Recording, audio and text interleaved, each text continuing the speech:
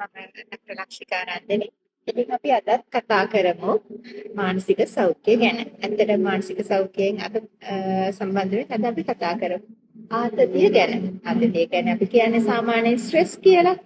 ඉතින් අපි හැමෝම කියනවානේ මේ ස්ට්‍රෙස් කියන. පුංචි ළමයි කියනවා, ලොකු ළමයි කියනවා, වැඩිහිටියෝ කියනවා, සහ අපේ අම්මලා තාත්තලා ආච්චිලා සීයලා හැමෝම කියනවා මේ ස්ට්‍රෙස් කියලා. ඉතින් මොකද්ද මේ ස්ට්‍රෙස් කියන්නේ? ඒකට අපි ආතතිය. ආතතිය කියන්නේ ඇත්තටම අපිට එදිනෙදා ජීවිතේ හරි ඇත්තටම සමහරවිට අනාගතයේ වෙන්න පුළුවන් දෙයක් ගැන හරි අපි හිතලා ඒ වගේම ස්වභාවික ව්‍යසනයක් ආපදාවක් ඕනම අපිට සාමාන්‍ය අපේ එදිනෙදා ජීවිතයට බාධා වෙන අපේ සංසුන්කම නොසන්සුන් කරන සිදුවීමකදී අපේ ශාරීරිය තුලින්ම ඉපදෙන පොඩි ක්‍රියාදාමයක්. එතකොට මේක වෙන්නේ රසායනික ක්‍රියාදාමයක්. අපි ආතතියකට ලක් වුණාම ස්ට්‍රෙස් එකක් වුණාම අපේ ඇඟෙන් විවිධ රසායනික ද්‍රව්‍ය නිපද වෙනවා. විශේෂයෙන්ම අපි ගොත් ඇඩ්‍රිනලින්, නොඇඩ්‍රිනලින් අපිව ලෑස්ති කරනවා. ඒක අපේ ෆයිට් ඇන්ඩ් ෆ්ලයිට් රියැක්ෂන් එකට. එහෙම නැත්නම් ඒ දෙකම බැරි නම් අපිව ෆ්‍රීස් කරනවා. ඒ කියන්නේ අපි ආතතියට මුහුණ දෙන්න විදියක්. හැබැයි මේක හැම වෙලෙම සුදුසුම විදිහක් නෙමෙයි. ඒ වගේම මේ ආතතියක් ආවම අපිට ශරීරය අපි කොහොමද දැනගන්නේ? එතකොට අපිට දැනගන්න පුළුවන් ශාරීරික වෙනස්කම් වෙන්න පුළුවන්, මානසික වෙනස් වෙන්න පුළුවන්. උදාහරණයක් විදිහට කිව්වොත් ශාරීරික නම් අපිට ආතතියක් ස්ට්‍රෙස් එකක් આવොත් විශේෂයෙන්ම නිින්ද නොයාම, එතකොට හෘද වස්තුව ගැස්ම වැඩි වීමක්, කියන්නේ heart beat එක වැඩි වෙනවා කියන. එතකොට කලාන්ත ගතියක්, අධික දහඩිය දැමීමක් ඇති වෙන්න පුළුවන්. සහ ඒ වගේම හුස්ම ගැනීමේ අපහසුතාව. සමහරවිට හුස්ම හිර වෙන්න පුළුවන්, සමහරවිට හුස්ම ගන්න අපහසු වෙන්න පුළුවන්. ඒ වගේම සමහරුන්ට හැබැයි ඇත්තටම සුලභවම අපිට එන්න පුළුවන් ગેස්ට්‍රයිටිස් වගේ ලක්ෂණ. එතකොට මානසිකව අපිට නිින්ද නොයෑම, අධික ලෙස කේන්ති යන එක, එතකොට කල්පනාව චුට්ටක් අමතක වෙන එක, නොසන්සුන් බව, අපේ හිත ඒකාග්‍ර කර ගැනීමට අපහසු වීම සහ විශේෂයෙන්ම අපේ දරුවෝ විශේෂයෙන් මේක මේ දැන් එක්සෑම් එහෙම ළඟයි. එතකොට අපිට කියන්නේ පාඩම් කරන්න අපහසු වෙනවා. අපිට තිබ්බ දේ අමතක වෙනවා කියන එක තමයි සුලභවම අපිට දකින්න පුළුවන් පැමිණිල්ල කම්ප්ලේන් එක. එතකොට මේ ආතතියක් ඇති වුණාම අපි මොකද කරන්නේ? අපි ආතතියක් ඇත්තටම අපිට සිද්ධ වෙන්නේ කොයි වගේ වෙලාවකට? ඇත්තටම අපිට ඕනම දෙයක් හින්දා වෙන්න පුළුවන්. එදිනෙදාට මම ඉස්සෙල්ලා කිව්වා වගේ රාජකාරියේදී, අධ්‍යාපන තත්ත්වයේදී, පවුලේදී, ඒ වගේම ඒ කියන්නේ බාහිර පරිසරයෙන් වෙන දෙයක් වගේම අප ඇතුළෙන්ම වෙන දෙයක්. ඒ කියන්නේ අපි කියමුකෝ අපිට උණ ගැනට කියලා ආසාදීන තත්ත්වයක්, අධික වේදනාවක්, ඒ වගේම අපිට දවස් දෙකක් නිින්ද ගියේ නැති උනත් අපි කැමති දෙයක් නැති වුණොත් එතකොට වියෝධකත් එක්ක මේ හැමදේම එක ආදතිය එන්න පුළුවන්. එතකොට ඉතින් අපි හැමෝම මං හිතන්නේ අඩු වැඩි වශයෙන් අපේ ජීවිතේ යම් තාක් දුරකට ආතතියකට ලක් වෙලා ඇති.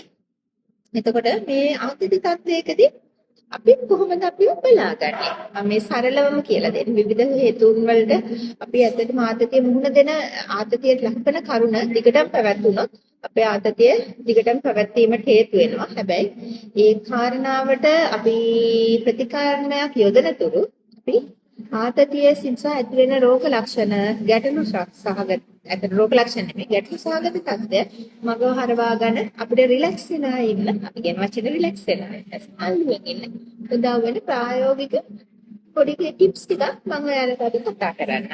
එතකොට අපිට මම කියවනේ ආතතියක් එක අපිට පිටේ හිස කැක්කුමක් එන්න පුළුවන්. නිින්ද නොයාමක් එන්න පුළුවන්. හුස්ම ගැනීමේ අපහසුතාවයක් එන්න පුළුවන්. අමතක වෙන්න පුළුවන්. හරි නොසන්සුන් භාවයක් ඇති වෙන්න පුළුවන්. එතකොට මේ අපි මේ පුංචි රෝග වෙනස්කම් වලට රෝග ලක්ෂණ නෙමෙයි ඇත්තට මේවා වෙනස්කම් වලට අපිට පුංචි එදිනෙදා ක්‍රියාකාරකම් ටිකක් තියෙනවා. එතකොට අපි හොඳ නිින්දක් ලබා ගැනීම මම එදා කලින් කතා කරා අපි කොහොමද හොඳ නිින්දක් ලබා ගන්න කියලා. ඒ වගේම හොඳ සමබර ආහාර වේලක්, ඒ වගේම අපි හොඳ අපි පිරිසිදු වීම. ඇත්තටම අපි එකෙක් නාට වෙනස සමහර අයට හොඳ කියන්නේ හොඳට දිය නෑම. අපි කියන්නේ වෝම් බාත් එකක්. හරි සමහරවිට කෝල්ඩ් බාත් එකක් වෙන්නත් මේකේ හොඳට විනාඩි 10ක් 15ක් අපි ෂවර් එකක් යට හිටියොත් අපේ ඇඟ ඇත්තටම රිලැක්ස් වෙලා. ඒක අපි නාන්නේ හිතනවනේ කුණු දූවිලි අයින් කරන්න කියලා විස බීජ නෑ. ඇත්තටම ඒකත් එක්ක අපේ ඇඟත් රිලැක්ස් වෙනවා. ඒ වගේ රිලැක්සේෂන්. එතකොට Taman සුව පහසු මැටීරියල් එක ඇඳුමක් ඇඳීම. මේ වගේ සාමාන්‍ය කාරණා. ඒ වගේම හොඳ අන්තර් සමාජ සම්බන්ධතා හොඳ යාළුවෙක් එක්ක කතා කරන එක.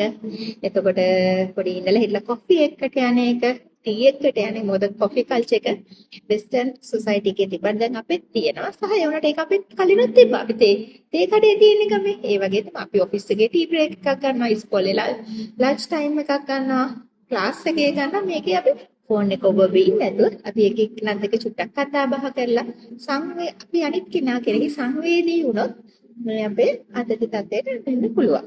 ඒ වගේම මම කියලා දෙන්න අපි ආතතියකට අපිට ඇඟට දැනන්නේ හරි ටෙන්ෂන් එක, තද ගතිය, හෙඩේක් එක, මසල් ටෙන්ෂන් එක මේ ගතිය අපිට අයින් කරගන්න පුළුවන් රිලැක්සේෂන්.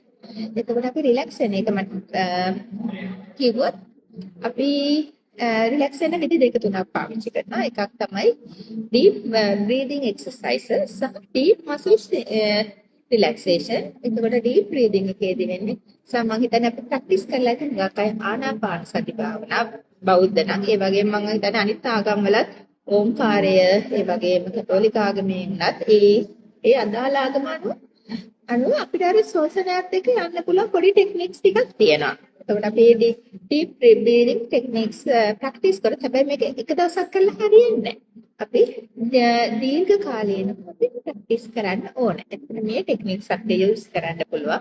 ඒ වගේම මම විශේෂයෙන් මට කියන්න අපතකොට මේ අපිට මේ නුරුස්සන ගතියක් එනවනේ. මේ නුරුස්සන ගතිය අධික කේන්තිය අපි පාලනය කරගන්න සහ ඒ කේන්තිය ඇත්තටම කියන්නේ බූදුරැල්ලකට සමාන කරන්නකො. බූදුරැල්ලක් ඇවිල්ලා මේ වෙරළේ වැදිලා යනවා වගේ කේන්තියට අපි ගහගෙන යන්නේ නැතුව කේන්තිය ඇවිල්ලා ඔයාලා ඇඟේ වැදිලා යන විදියට ඒක මොකද පාදලා යන්න දෙන්න. මේ වගේ පුංචි දේවල් වලින් ඔයගොල්ලන්ගේ එදිනෙදා ආදතිය අමතක කරන්න පුළුවන්. කලමනාකරණය කරන්න පුළුවන්. ඒ වගේම අපිට රිලැක්සේෂන් මියුසික් තියෙනවා, රිලැක්සේෂන් ඩ්‍රෝයින් තියෙනවා.